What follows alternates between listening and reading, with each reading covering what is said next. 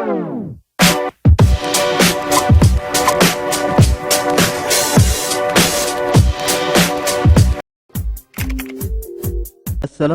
warahmatullahi wabarakatuh. Anak-anak semuanya dimanapun berada, alhamdulillah pada kesempatan yang baik ini kita bisa kembali lagi melaksanakan kegiatan pembelajaran secara online untuk mapel SKI kelas 7 semester Gasal ya, Madrasah Tsanawiyah.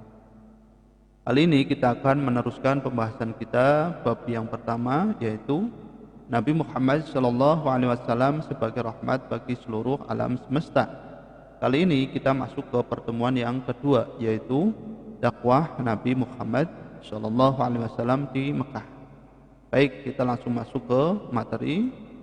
Semoga kita senantiasa dalam lindungan Allah Subhanahu wa taala, diberi kesehatan dan semangat dalam belajar. Materi yang akan kita pelajari meliputi yang pertama, riwayat hidup Nabi Muhammad SAW. Kemudian permulaan dakwah Nabi Muhammad SAW, perhatian dan prioritas dakwah Nabi Muhammad SAW.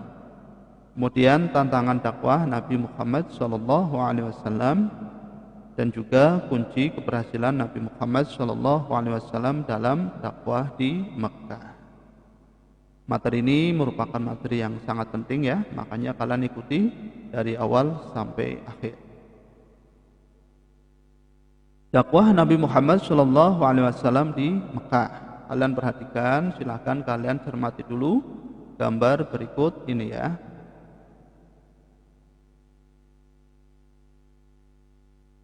Ya, oke, sudah anak-anak. Kalau sudah, silakan setelah mengamati gambar tadi, coba kalian buat pertanyaan. Semisal, apa misi dakwah Nabi Muhammad SAW? Dan kalian boleh mengajukan pertanyaan-pertanyaan yang lainnya. Nanti kita akan bahas bersama-sama. Oke? Ya, kalian perhatikan lagi ini ya.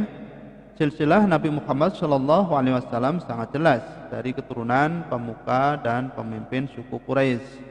Ayahnya bernama Abdullah bin Abdul Muttalib bin Hashim bin Abdi Manaf bin Qusay ya, bin Kilab bin Murrah bin Ka'ab bin Lu'ay bin Ghalib bin Fihr bin Malik bin Nadhar bin Kinanah bin Khuzaimah bin Mudrikah bin Ilyas bin Mudar bin Nizar bin Ma'ad bin Adnan. Sedangkan ibunya bernama Aminah binti Wahab bin Abdi Manaf bin Zuhrah bin Kilab. Ya, ini adalah silsilah Nabi Muhammad SAW. Nabi Muhammad SAW lahir pada tanggal 12 Rabiul Awal tahun Gajah yang bertepatan dengan 20 April 571 Masehi. Ayahnya bernama Abdullah Abdul Muttalib dan ibunya bernama Aminah binti Wahab. Nasab ayah dan ibu beliau bertemu pada datuk beliau yang bernama Kilab. Jika dirunut ya, sampai atas nasab beliau berakhir pada Nabi Ismail ibnu Ibrahim ya, tentu kalian masih ingat ya, ini adalah silsilah Nabi Muhammad SAW. Kalian cermati dan perhatikan dan silahkan kalian hafalkan ya. Kemudian Nabi Muhammad SAW lahir dalam keadaan yatim karena ayahnya Abdullah meninggal 3 bulan setelah menikah Aminah ya, setelah menikahi Siti Aminah. Dalam awal perkembangannya Nabi Muhammad SAW disusui dan dibesarkan oleh ibu kandungnya sendiri ya, Aminah binti Wahab. Setelah itu Nabi Muhammad SAW disusui oleh Suaibah As-Salamiyah yang merupakan budak pamannya, yaitu Abu Lahab. Setelah itu Nabi Muhammad SAW kecil disusui oleh Halimah binti Abi Du'aib As-Sa'diyah istri Al-Haris bin Abdul Al-Uzza. Ya, ini adalah riwayat Rasulullah ketika masih kecil ya, sudah ditinggal oleh ayahnya yaitu Abdullah.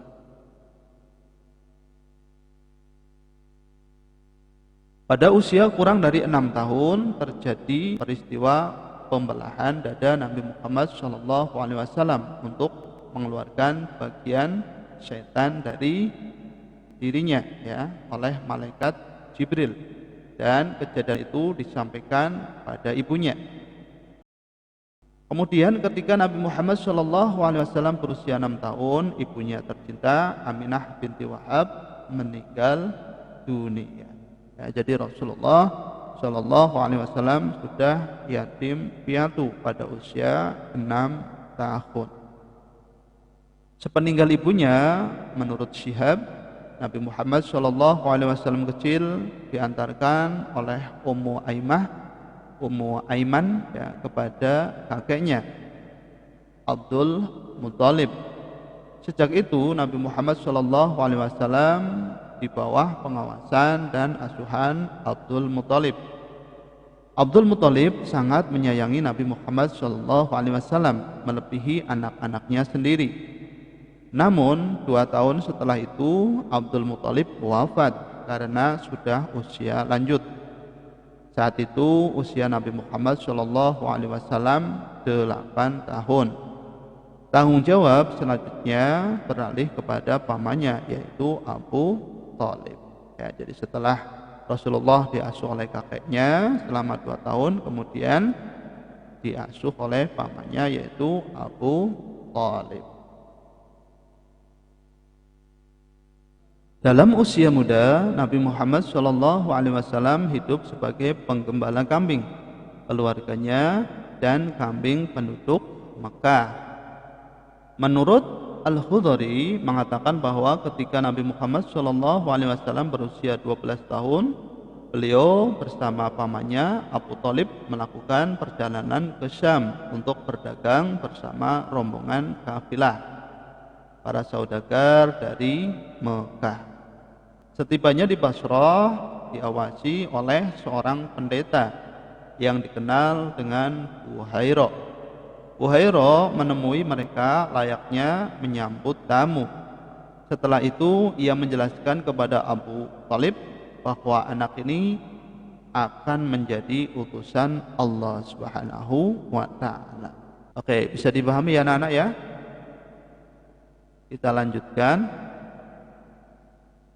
Ketika usia Nabi Muhammad SAW mencapai 25 tahun, Nabi Muhammad SAW berangkat ke Syam membawa barang dagangan saudagar wanita yang kaya raya, yaitu Khadijah binti Khuwailid. Ketika Khadijah mendengar tentang kejujuran Nabi Muhammad SAW dan perkataannya yang benar, sehingga kaumnya menjulukinya dengan sebutan Al-Amin atau orang yang terpercaya, maka ia tertarik untuk mempekerjakan Nabi Muhammad SAW untuk menjalankan perdagangannya ke Syam. Ya.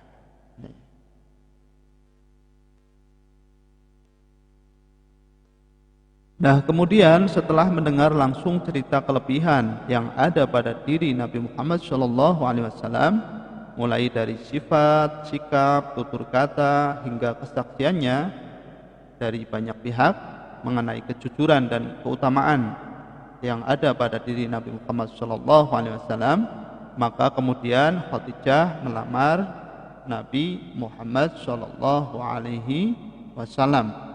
Saat itu usia Nabi Muhammad SAW adalah 25 tahun, sedangkan Khadijah berumur 40 tahun. Ya, ini adalah kisah Nabi Muhammad SAW ketika menikah dengan Siti Khadijah.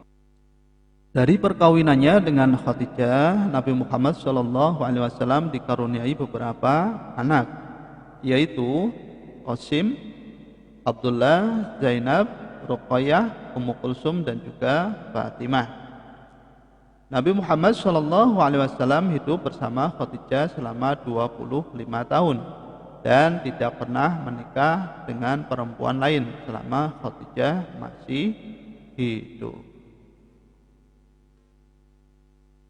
Nabi Muhammad SAW kemudian diangkat menjadi Rasul pada usia 40 tahun dan mendapatkan wahyu yang pertama di Gua Hira, yaitu surat Al-Alaq ayat 1-5. Ya, tentu kalian sudah hafal ya. Jadi Rasulullah diangkat menjadi Rasul pada usia 40 tahun. Oke. Masih semangat ya? Ayo kita teruskan materinya. Yang kedua, permulaan dakwah Nabi Muhammad SAW. Kalian perhatikan, pada masa periode awal ini, kerabat Nabi Muhammad SAW yang menerima dakwahnya antara lain adalah istrinya, yaitu Siti Khadijah sebagai wanita pertama yang masuk Islam. Lalu sepupunya yaitu Ali bin Abi Thalib sebagai orang yang pertama masuk Islam dari anak. Kemudian budaknya Zaid bin Haritsah sebagai orang pertama masuk Islam dari hamba sahaya, dan sahabatnya Abu Bakar As-Siddiq sebagai orang yang pertama masuk Islam dari laki-laki dewasa.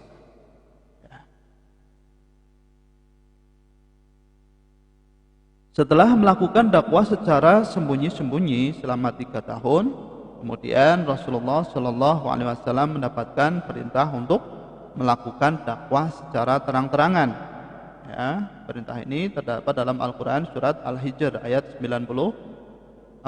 Mari kita baca bersama. Bismillahirrahmanirrahim. Fasda bima tu'maru wa'arid manil musyrikin, yang artinya, maka sampaikanlah olehmu secara terang-terangan segala apa yang diperintahkan kepadamu, dan berpalinglah dari orang-orang yang musyrik. Al-Quran surat Al-Hijr ayat 94. Ya, ini penanda perintah dakwah secara terang-terangan. Yang ketiga, perhatian dan prioritas dakwah Nabi Muhammad SAW. Kalian perhatikan, yang pertama adalah mengajarkan ketauhidan. Yang kedua, kondisi masyarakat Mekah yang menyembah berhala. Ini menjadi prioritas Rasulullah agar mereka menyembah Allah.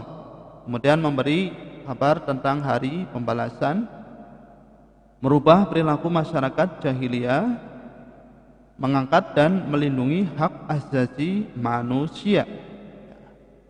Ini adalah perhatian dan prioritas dakwah Nabi Muhammad SAW. Yang keempat, respon masyarakat Mekah terhadap dakwah Nabi Muhammad SAW. Kalian perhatikan. Pada umumnya, orang kafir Quraisy tidak senang menerima kehadiran agama Islam di tengah-tengah kehidupan mereka. Para tokoh masyarakatnya mulai menyebarkan isu yang tidak benar mengenai ajaran yang dibawa Nabi Muhammad SAW. Sehingga banyak masyarakat yang terpengaruh oleh isu-isu yang menimbulkan fitnah tersebut. Jadi orang-orang Quraisy ini tidak suka ya terhadap dakwah yang dibawa oleh Nabi Muhammad SAW.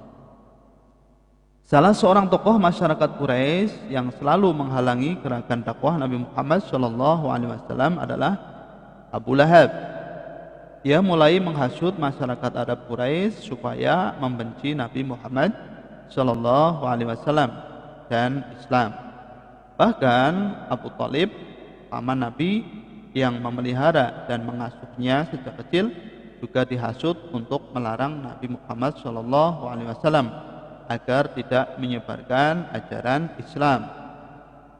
Dia mendapat ancaman dan dipaksa untuk memenuhi keinginan masyarakat Quraisy tersebut. Ya, hasutan demi hasutan, ya, membujuk agar pamannya tidak membela Nabi Muhammad SAW ketika berdakwah.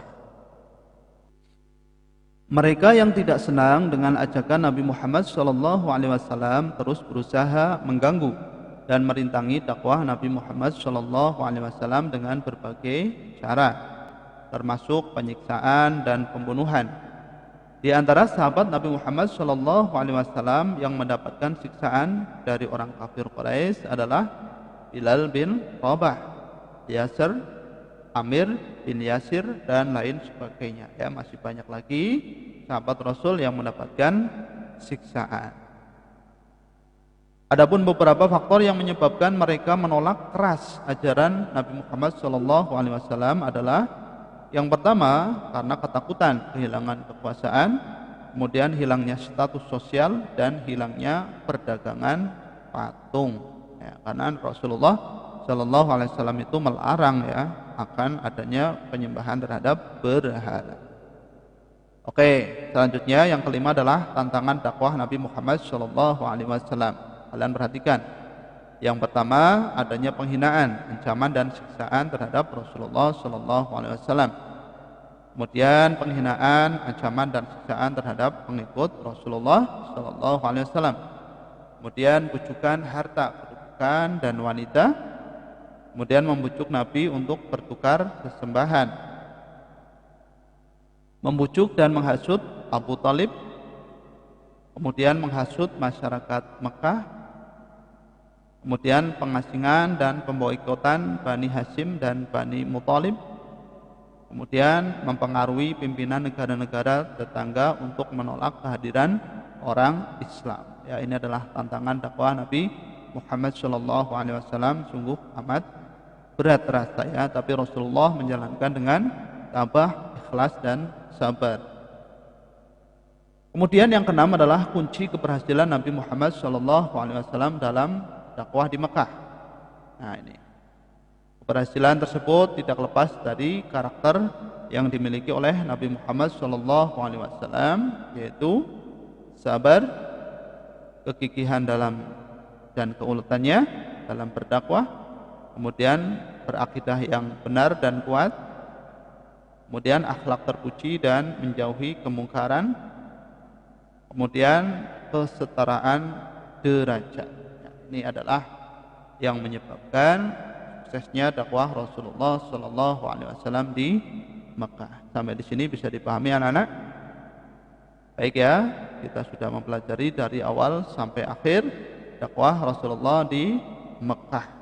Baik anak-anak semuanya, setelah kalian tadi menyimak penjelasan dari Pak Guru, sekarang coba kalian kerjakan latihan soal berikut.